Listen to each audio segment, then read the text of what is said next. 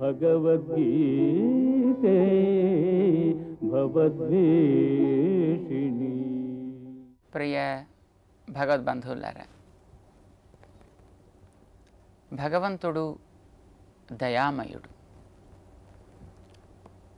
అనేక మంది తల్లులకి తండ్రులకి ఉండే ప్రేమ కంటే మించినటువంటి ప్రేమ ఈ ప్రాణికోటి మీద కలిగినవాడు అని మనకి శాస్త్రాలు చెప్తున్నాయి. కాస్త ఊహిస్తే మనకే అనిపిస్తుంది. వెనకాతల ఏదో మనకి ఉండి నడిపించేటటువంటి ఆ అద్భుతమైనటువంటి యోగ్యత కలిగిన ఆ పరమాత్మ అప్పుడప్పుడు మనం కోప్పడి తిట్టినా కసురుకున్నా లేడు లేడు అని అంటున్నా మనని వీడి తాను పోవటం లేదు. వీడిపోతే మనమే ఉండము అని మనని కొంతకాలం ఇక్కడ ఉండాలి ఉంచాలి అని అనుకోనడం చేత కాబోలు మనం అనేవాటన్నిటిని కూడా తను సహిస్తాడు. చాలామందికి ఒక సందేహం, భగవంతుడనేవాడే కనుక నిజంగా ఉండి ఉంటే మనం ఎప్పుడైనా ఒకనాడు తప్పు పని చేస్తే తప్పు మాట ఆడితే వెంటనే ఎదురుకుండా కనిపించి ఎందుకోసం వెంటనే శిక్షించడు? అలా కనుక శిక్షించి ఒక్కసారి కనుక ఖబర్దార్ అని అంటే మరొకసారి ఎప్పుడు వీడు తప్పే చేయడు కదా, అలా ఎందుకు చేయటం లేదు కనుక దేవుడు లేడు అని అందాం అని అనిపిస్తుంది.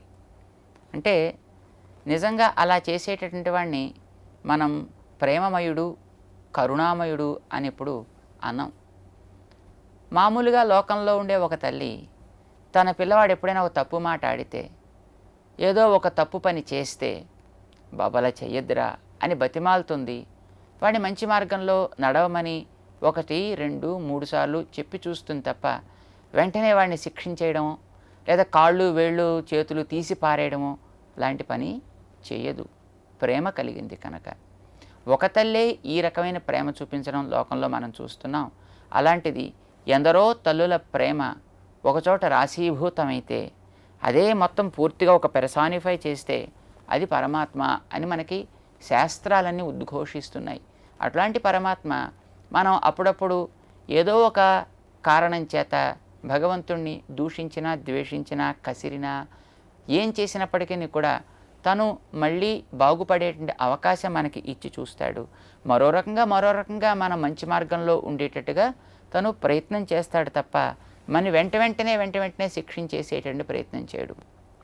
వ్యాపారి ఏదో ఈరోజు ఎంత వచ్చింది, ఎంత ఖర్చు అయింది, ఇక ఎంత మిగిలింది అంటూ ఆ రోజు అకౌంట్ ఆ రోజుకి శ్రీరామ చుట్టేసినట్టుగా పరమాత్మ ఎప్పటి పనులని అప్పటికప్పుడే క్లియర్ చేసేసి వాటన్నిటిని కూడా అనుభవింప చేసేద్దాం అని అనుకుంటే అసలు ఈ ప్రపంచంలో ఇంకా ఎవడు ఉండేటువంటి అవకాశమే ఉండదు. తానెప్పుడు ఒక్కొక్క అవకాశం ఇచ్చి చూస్తుంటాడనమాట. మనం అది ఎక్కడైనా చూస్తుంటాం. తరగతుల్లో పాఠాలు చెప్పేటువంటి ఒక అధ్యాపకుడు బాగుపడాలి తన విద్యార్థులు అని అనుకున్నప్పుడు ఒకరోజు పాఠం చెప్పేసి అంతే, ఇంక మళ్ళీ నేను రిపీట్ చేసేది లేదు, మీ ఇష్టం చదువుకోండి లేకపోతే పొండి అని ఇప్పుడు అనడే. తనే మళ్ళీ ఆ పాఠాన్ని రిపీట్ చేస్తాడు, మరొక్కసారి మళ్ళీ చెప్తాడు, మళ్ళీ ఒకసారి దాన్ని రివ్యూ చేస్తాడు, మళ్ళీ పిల్లల చేత చెప్పిస్తాడు, తప్పులు వచ్చే మళ్ళీ కరెక్ట్ చేస్తాడు. చదువు రావాలి అని చెప్పే అధ్యాపకుడి గురించి మనం మాట్లాడుకుంటున్నాం. ఆ రకంగా పిల్లవాడు ఎప్పుడైనా ఒకవేళ తెలియక ఏవైనా కొన్ని ప్రశ్నలు వేసినా ఆ అధ్యాపకుడు వాటిని అనుకూల భావంతో స్వీకరిస్తాడు. వాడికి ఎట్లా అడగాలో కూడా నేర్పుతాడు. ఇది లోకంలో మనం మంచి అధ్యాపకుడి దగ్గర చూసేటటువంటి ఒక పద్ధతి. శ్రీకృష్ణుడు జగదాచార్యుడు, ఆయన ఉత్తమ అధ్యాపకుడు కూడాను. అందుచేత అప్పుడప్పుడు విద్యార్థులు ఎవరైనా ఒకళ్ళు తప్పుగా అడిగినా పెద్దదాన్ని మరీ సీరియస్గా తీసేసుకుని విద్యార్థుల మీద కోపం వచ్చేసి ఇంక ఈ పాఠం మరి ముందుకు సాగదు అని ఆపివేసి వెళ్ళిపోయేటటువంటి అధ్యాపకుడు కాదు. పైగా మంచి విద్య కనుక దాన్ని ఎవరో ఒకరు నేర్చుకుని లోకానికి అందించేటట్టుగా సిద్ధపడితే చాలును అనుకున్నవాడు కనుక అర్జునుడు అప్పుడప్పుడు ఒక్కొక్కసారి ఏమైనా కొన్ని తప్పుడు ప్రశ్నలు వేసే విధానం తెలియక వేసినా లేక తనలో ఉండే అహంకారాన్ని చూపిస్తూ ప్రశ్న వేసిన, కృష్ణుణ్ణే కొండకొచ్చో పరీక్షించేట్టు కొన్ని ప్రశ్నలు వేసినా దాన్నే మరీ అంత సీరియస్గా తీసుకోకుండా అర్జునుడికి అర్థం అవ్వడం కోసం మరొక రీతిలో అదే విషయాన్ని మరొక రకంగా చెప్పేటటువంటి ప్రయత్నం అనేక రకాలుగా చేస్తాడు అనేది 3వ అధ్యాయపు ఆరంభం చూస్తే మనకి చాలా చక్కగా అర్థమవుతుంది. 3వ అధ్యాయానికి పేరు కర్మ యోగము అని పేరు. కర్మ అంటే మనం చేసేటటువంటి పని, శరీరంతో ఇంద్రియాలతోటి చేసేటువంటి పనులని కర్మలు అని అంటాం. యోగము అంటే ఒక ఉపాయము అని గతంలో మనం తెలుసుకుని ఉన్నాం.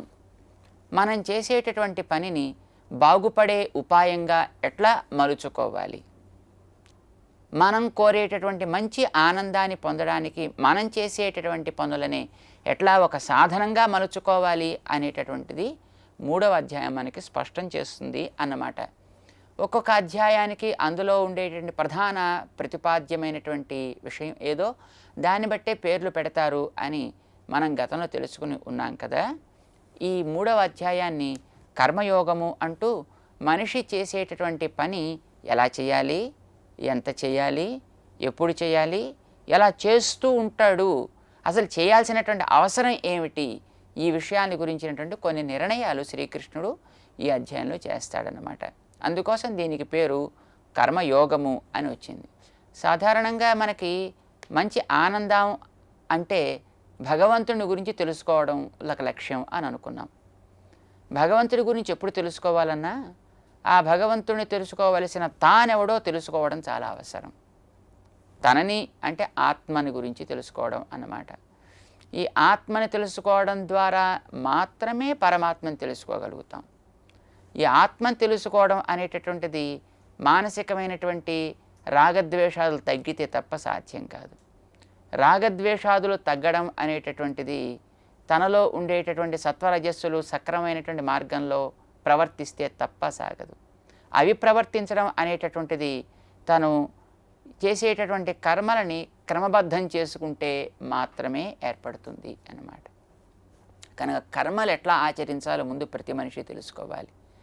తను చేసేటటువంటి కర్మ ఆచరణ ద్వారా మానసిక దోషాలు తగ్గి ఇంద్రియాలు కొంచెం కంట్రోల్లోకి వస్తాయి. ఇంద్రియాల కంట్రోల్లోకి వస్తే లోపల ఉండేటటువంటి మాలిన్యాలు తగ్గుతాయి. మాలిన్యాలు తగ్గితే జ్ఞానం ప్రకాశిస్తుంది. జ్ఞానం ప్రకాశిస్తే తానెవరో తెలుస్తుంది, తాను ఏం పొందాలో తెలుస్తుంది. ఏం పొందాలో తెలిసి దాని వైపు తను ప్రవర్తిస్తాడు. ఇదివరకు తమ వెంట మన్ని తీసుకువెళ్ళిపోయేటటువంటి ఇంద్రియాలు కాస్త పరిశుద్ధమైతే మన వెంట అవి నడవడం ప్రారంభిస్తాయి. ఇంద్రియాల వెంట మనం వెళ్ళడం ప్రారంభిస్తే మనకి ఒక గమ్యం అంటూ చేరడం ఎప్పుడు సాధ్యం కానే కాదు. కారణం ఇంద్రియాలు అనేకం కదా. కన్ను ఒకవైపు తీసుకెడుతుంది, చెవి ఒకవైపు తీసుకెడుతుంది, ముక్కు ఒకవైపు తీసుకెడుతుంది, రుచి మరొక వైపు తీసుకెడుతుంది. ఆయా విషయాల్ని గ్రహించడం కోసం మన దగ్గర ఉండేటువంటి జ్ఞాన ఇంద్రియాలు ఐదు వైపులకి మనం లాక్కుపోతుంటాయి. దేన్ని మనం కాదనగలం, దేన్ని మనం తృణీకరించగలం కనుక. అయితే వాటి ఇష్టం వచ్చినట్టుగా వాటిని మనం కనుక అట్లాగే నడవనిచ్చినట్టయితే మనకి కావలసినటువంటి జ్ఞానం ఏర్పడటం అనేది అసంభవం కనుక వాటిని ఆ రకంగా కాకుండా నీకు జ్ఞానం కలగడం అనే ఒక లక్ష్యం వైపు అవన్నీ కూడా నీ వెంట నడిచేటట్టుగా నువ్వు వాటిని సంస్కరించాలి. ఆ సంస్కరించడమే ఎలా పనిచేస్తే అవి సంస్కారం పొందుతాయో తెలుసుకోవాలి. భగవద్గీతలోనే మనకి పైకి కొంచెం 18వ అధ్యాయం దాకా వెళ్ళినట్టయితే పని మనం ఎట్లా చేయాలి అనే గురించి చెప్తాడు.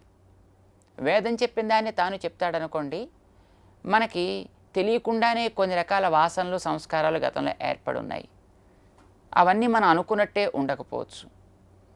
అవి మనకి తొలగాలి, మనం అనుకున్నట్టు అవి ఏర్పడాలి అంటే చేసే పని ఏది ధర్మమో అది చెయ్యి. ధర్మేణ పాపం అపనుదతి అని మనకి శాస్త్రం చెప్తోంది. మంచి ఆచరణ చేత నీకు తెలియకుండా లోపల ఉండేటటువంటి దోషాలు తొలగుతాయి అని. అయితే మంచి ఆచరణ ఇది అని మనం ఎట్లా చెప్పుకుంటాం, ఎట్లా తెలుసుకుంటాం కనుక దానికి సమాధానం 18వ అధ్యాయంలో కృష్ణుడు చెప్పాడు.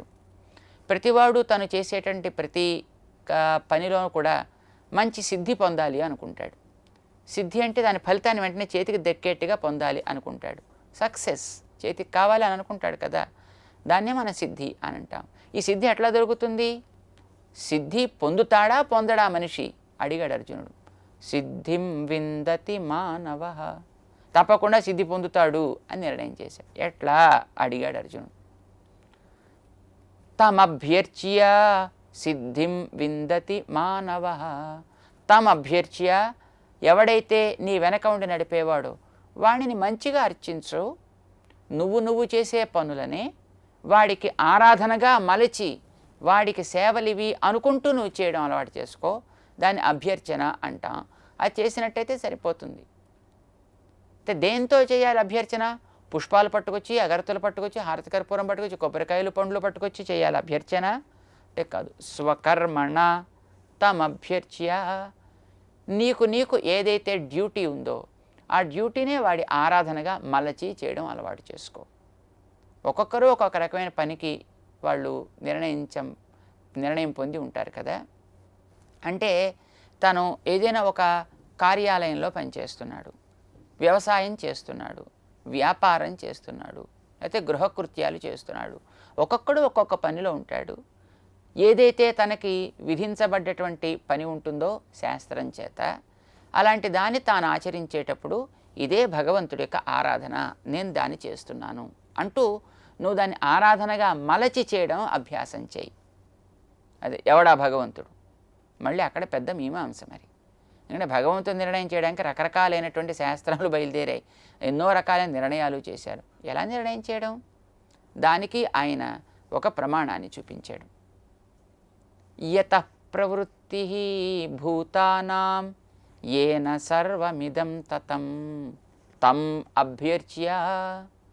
యతః ప్రవృత్తి భూతానాం, భూతానాం మనం చుట్టూ చూసేటటువంటి ఈ సమస్తమైనటువంటి ప్రాణికోటి, అవి చేతనాలు కావచ్చు, అచేతనాలు కావచ్చు, సమస్త వస్తువులు కూడా యతః ప్రవృత్తి, ఎక్కడి నుంచి ఎవడి నుంచి వస్తున్నాయో, అంటే వీటన్నిటికీ కూడా ఆరిజిన్ ఏదో, వీటన్నిటికీ కూడా కాజ్ ఏదో.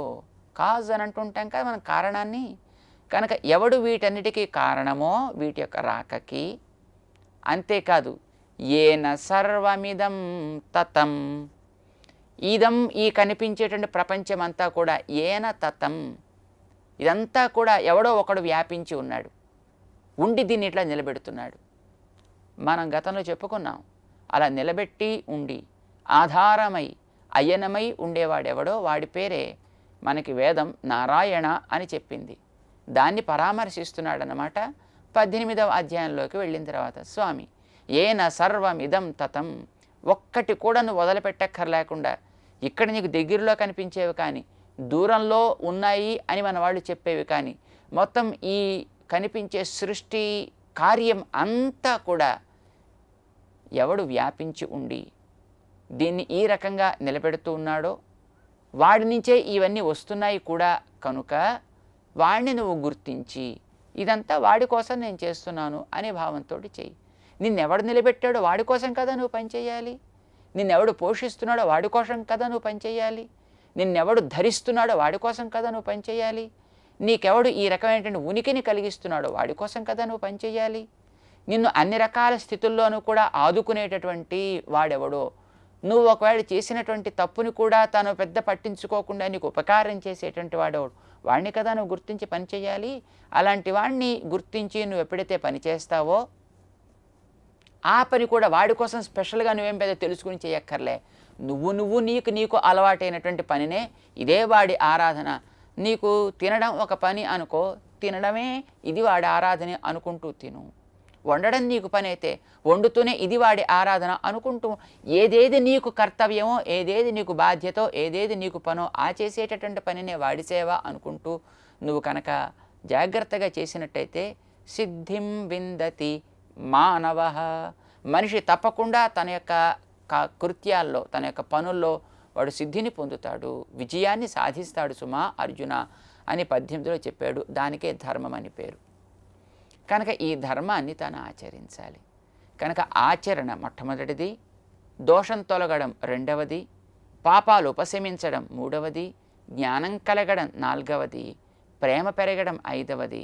అప్పుడు నీకు భగవద్జ్ఞానం కలగడం, దాని ద్వారా భగవంతుడి వైపు ప్రవర్తించడం, అప్పుడు నువ్వు కావలసినటువంటి మంచి ఆనందాన్ని పొందడం అనేది ఒక నిచ్చెన.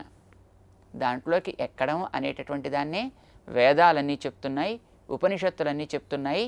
అయితే ఈ జ్ఞానం కలగడం వల్ల అని అనగానే పనికి కాదది. అర్జునుడు కొంచెం చిన్న కన్ఫ్యూజన్ పొందాడు. పని తెలివి, ఇవి రెండు పరస్పరం ఒకదానికొకటి విరుద్ధమేమో అని మొట్టమొదటి తనే మనసులో అనేసుకున్నాడు.